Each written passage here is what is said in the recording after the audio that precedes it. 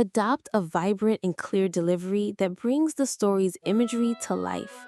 The pace should be measured and rhythmic, allowing dramatic moments to land with force and quiet moments to feel intimate.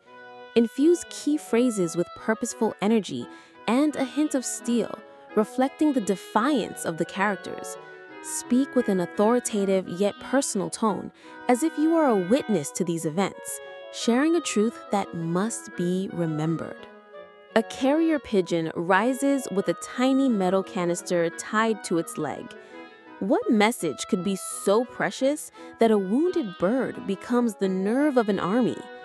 If you had to choose one signal to send through a storm of noise, what would you hold on to when everything else is taken? You are not outside the story. You live inside networks that speak through you as much as you speak through them. Tonight, we follow a thread across centuries to find the courage to use it well. Remember the canister. We'll return to it. You and I are born into networks before we know our names. Your family is a network. Your school is a network. Your phone is a network that never sleeps. We often imagine information as light shone upon reality, a clean beam revealing what is true. But across human history, information is also glue, currency, ritual, leverage, and sometimes a mask. Yuval Noah Harari's NEXUS is a sweeping journey across the way signals travel between minds, bodies, institutions, and now machines. It stretches from oral stories that knit small tribes to documents that built empires, to digital systems that pulse at machine speeds. What you'll gain today is not a trivia list, but a living map, a way to read the currents that tug at your decisions, a way to notice why some messages bind us together while others split us apart. I want you to walk away with practical moves you can use tonight. How to guard your attention in networks that never turn off, how to write and document in ways that actually move people, how to build error tolerance into your team, and how to relate to algorithms without surrendering your agency. This is not a lecture about the past, it's a rehearsal for your next decision under pressure. And it starts with the simplest question a network ever asks: what counts as information at all? When you watch a sunset, light hits your eyes and your body registers color, warmth, the slow drop of the sun. That's information. But when a friend texts you 3 words at midnight, "We should talk," that's also information, even if no factual content is spelled out. It's a signal that organizes your behavior. It rearranges your sleep, your plans, your heartbeat. Most of what shapes our lives is closer to that midnight text than to a physics equation. We like to imagine that information equals truth, yet truth is only one of the roles information can play. Information tells us what's real, yes, but it also tells us who we are, what we owe, where we belong, what to fear, and whom to trust. The moment you see that, the world stops being a fog and turns into a networked landscape. Signals are everywhere. Some represent reality. Many coordinate behavior. The practical move is to pause when a message hits you and ask 2 questions. First, is this trying to describe reality or is it trying to organize me? Second, if it is organizing me, into which circle is it pulling me? And toward which action?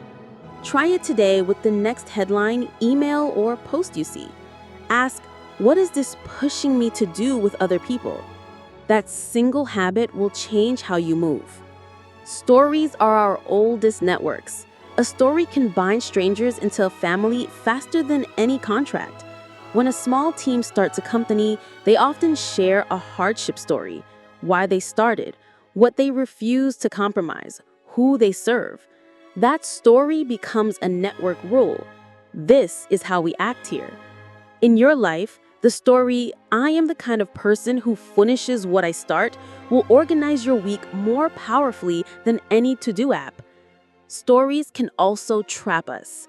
People like us never catch a break. Success requires loneliness.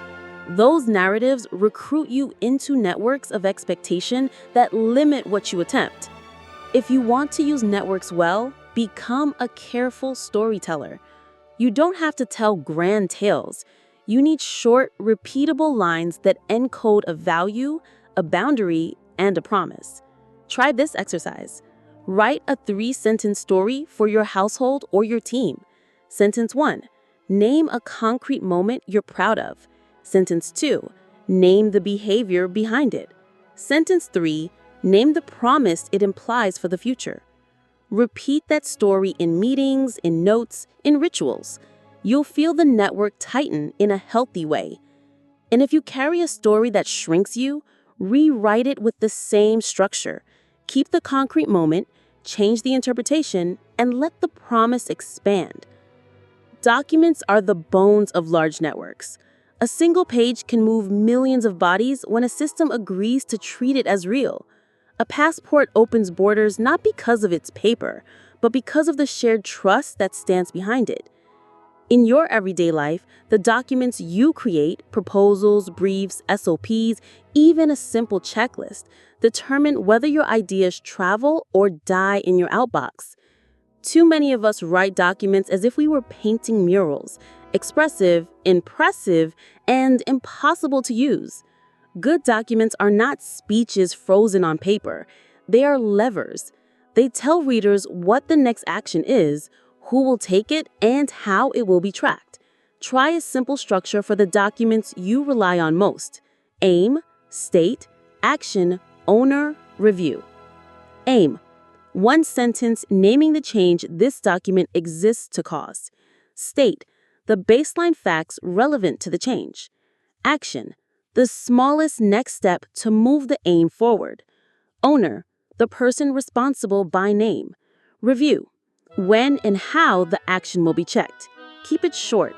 If your document cannot be read and acted upon in 5 minutes, it will become a ghost in someone's inbox. And remember, a document is only as strong as the network that defends it. If your team never follows up, your pages are talismans, not tools. We like the fantasy of infallibility. We want leaders who never err, dashboards that never lie, plans that never slip. Networks actually thrive when they absorb error early and cheaply. A brittle network breaks. A supple network learns. At home, that means making it safe for your partner or your child to say, "I messed up," and still belong. At work, it means building rituals that expect error and hunt for it before it metastasizes. 1 pre-mortems before you launch a project. Imagine it has failed and then list the likely causes. Name the largest uncertainty in your plan and design a small, reversible experiment to reduce it. Measure not just success, but detection time. How quickly do you find your own mistakes? Celebrate people who surface bad news early. That is how you turn error into a signal rather than a shame. And for yourself, practice the 2-sentence apology. No defense, clear repair. I did this. Here is how I will make it right. That sentence set is a network upgrade all by itself. Every network has to make decisions. Some networks centralize, others distribute. Some deliberate, others decree. You felt both in your life. A centralized decision can be swift and coordinated, but it concentrates risk. A distributed decision is slower and often messier, but it carries the wisdom of edges if designed well. In your team, you need a map of decision types. Decide once which choices are owner decides, which are majority vote, which are consultative, and which require consent. Document that map. When a decision is owner decides, the owner still has a duty. Announce the decision with reasons, state the review date, and listen to new information before that review. When a decision is consultative, name who will be consulted and how their input will be weighed. The worst thing you can do is pretend to consult when you've already decided. That corrodes trust like acid. On the personal level, Build a decision log for your big calls: relationships, work, money, health. Write down the options, the reasons, the risks, and the review date. If you never review, you are not deciding, you're drifting. New members have joined our networks. They don't have bodies, but they act. Computers aren't just faster printing presses. They copy, label, rank, predict, and increasingly propose and decide. They pay attention to our attention.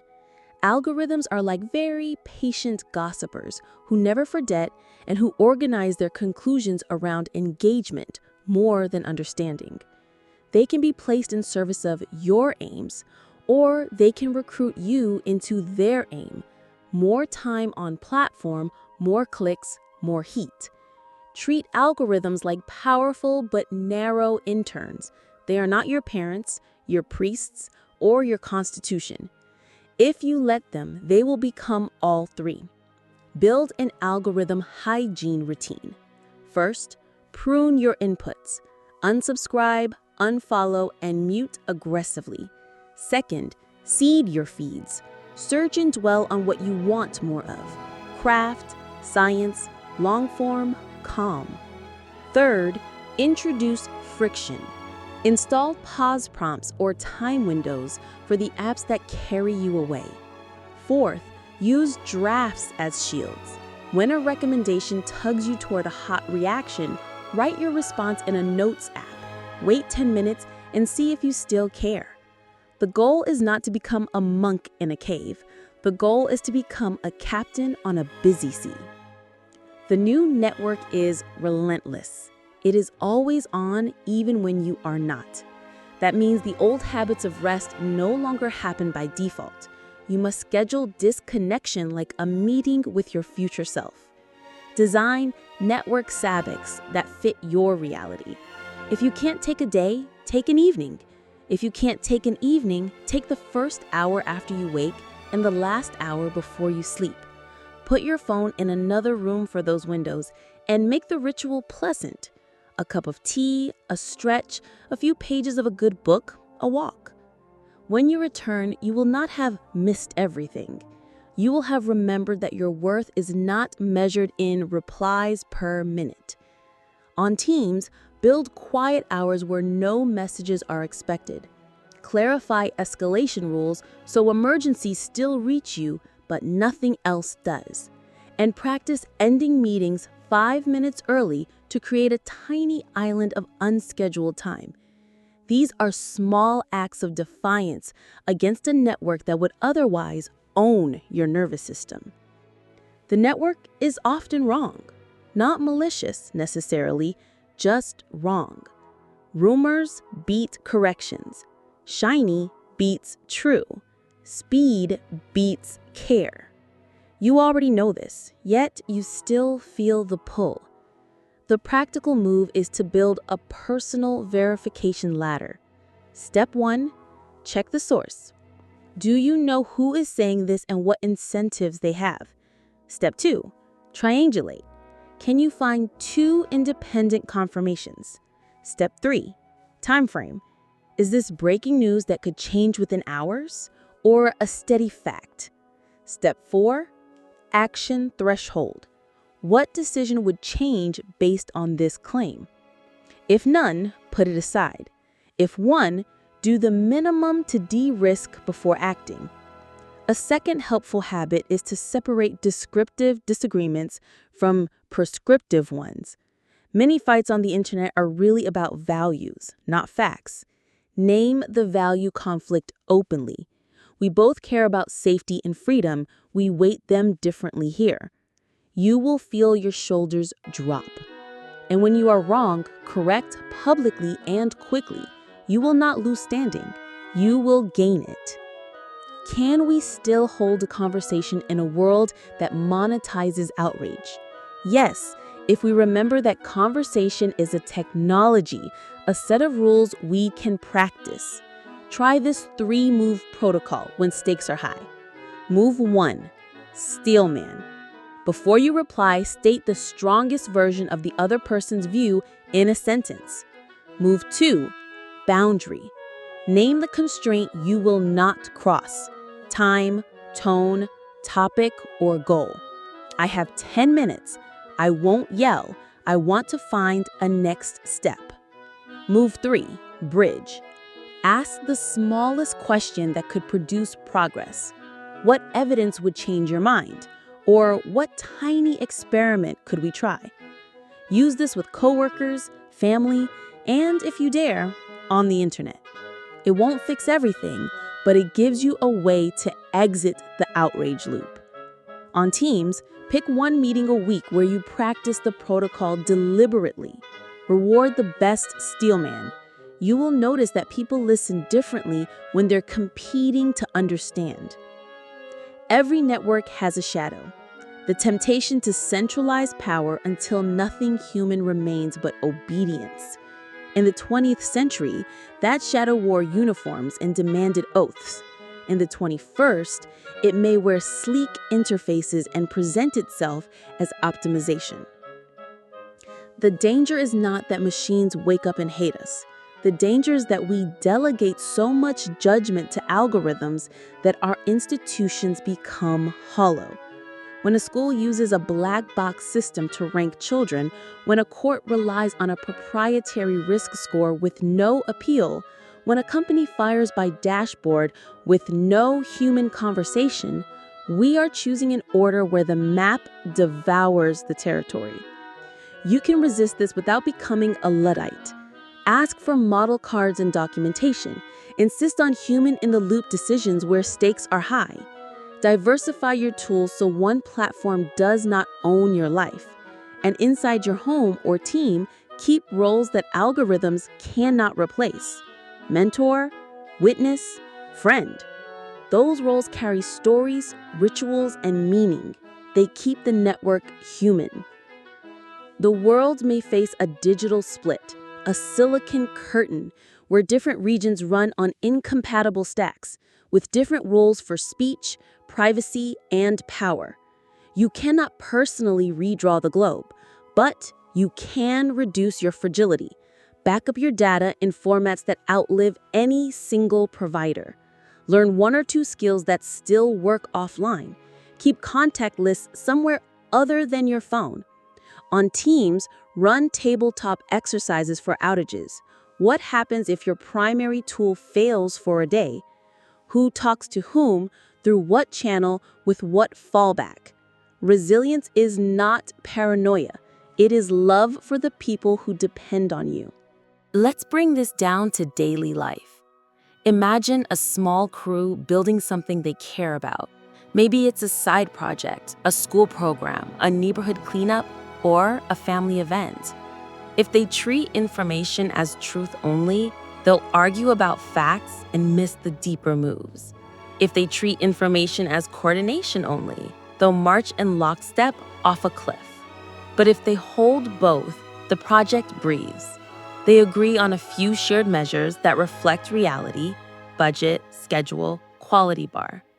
They also craft 1 or 2 short stories that carry meaning and identity. Why this matters, how we act when it's hard. They use simple documents to anchor action. They design error-catching rituals. They choose one decision method for each type of choice and stick to it. They set quiet hours and escalation rules. They train their feeds to avoid outrage. They practice conversation protocols when stress spikes. They keep a human hand on any algorithmic lever that touches dignity. They plan for outages lightly. In that kind of network, courage shows up. People volunteer for unglamorous tasks. They tell the truth early. They move. You might say, this is too much for one person to do, but you don't have to do it all. Choose one point of leverage and pull. If you can change the story, you change the culture. If you can change the document template, you change the flow of action. If you can design one error ritual, you change what failure means. If you can seed your feed, you change the ambient emotion in your day. The world is complex, but the moves are simple and repeatable. Practice turns them into muscle memory. Let me ask you a few questions slowly so you can test where your network is strong and where it is brittle. What story runs your mornings? Is it, I'm behind, or I build one thing well today? Which document do you rely on most that doesn't actually move anyone to act? What is the smallest change that could fix it? Where are you pretending a decision is collaborative when it is not? How could you state the method honestly and restore trust? What is your current algorithm diet? Which inputs need pruning? Which seeds will you plant? When do you rest on purpose? What are your escalation roles? Who can tell you bad news without fear? Who gets to correct you? When did you last correct yourself in public? Which conversation matters most this week? And what is the smallest bridge question you will ask? Which tool owns too much of your life? What is your backup if it disappears? If even one of those questions sparks a move, you're building a stronger network around you. I want to share a short imagined scene. You wake before your alarm, not to check your phone, but to choose your story. You whisper a line that fits your day. Today, I build something small and honest. You make coffee. You open a document that doesn't shout, but invites action. Aim, state, action, owner, review. You send it to 2 people with a short note. Here's our next step. You run a quick pre-mortem on the fragile part of your plan and schedule a 10-minute test to break it safely. You step into a tense conversation and start by steel-manning the other person's view. You watch their eyes shift from defense to curiosity. At lunch, you prune your feeds and seed them with something you want more of: craft, science, calm. In the afternoon, a decision comes to you that isn't yours to make. You say so. You state who the owner is and why. That small act restores order. You end the workday with a 5-minute review: what signal mattered, what noise wasted you, and how to adjust tomorrow. You put the phone in another room for an hour. You step outside. You remember that the sky does not need your reaction to be beautiful. This is not a fantasy. It is what it looks like when a person becomes the architect of their network, not just its passenger. So here's my challenge to you tonight. Choose one insight that felt alive to you and turn it into a move within the next 12 hours. If it's stories, write your 3-sentence story and text it to your team. If it's documents, rewrite 1 page with aim, state, action, owner, review. If it's error, schedule a pre-mortem before your next launch. If it's decisions, map the methods for the choices you keep making badly. If it's algorithms, prune 3 inputs and seed a good one. If it's conversation, practice the steelman once tomorrow. If it's resilience, back up 1 thing offline. Then notice how it feels to act.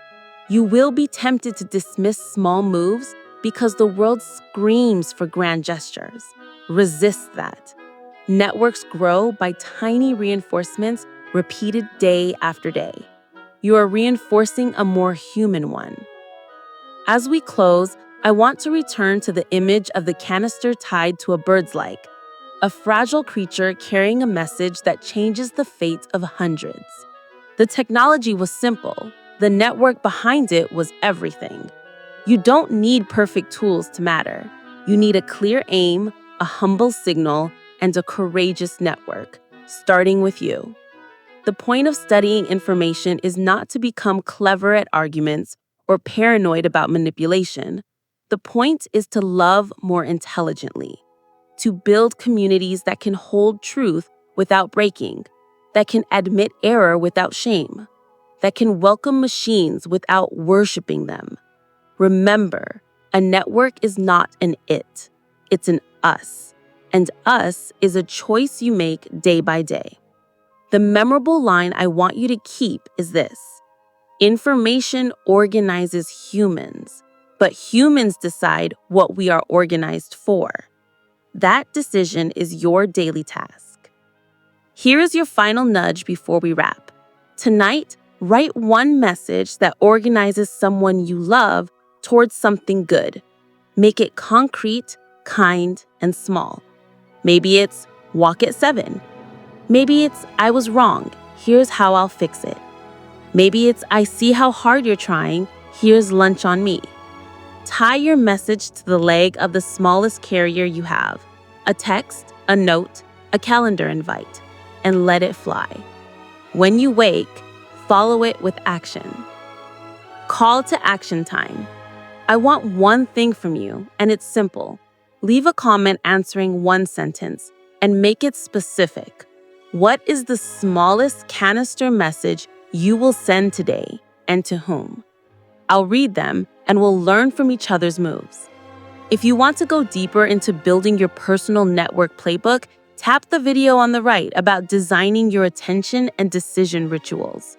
And if someone in your circle needs a gentler network, someone who's drowning in noise, share this with one person before tonight.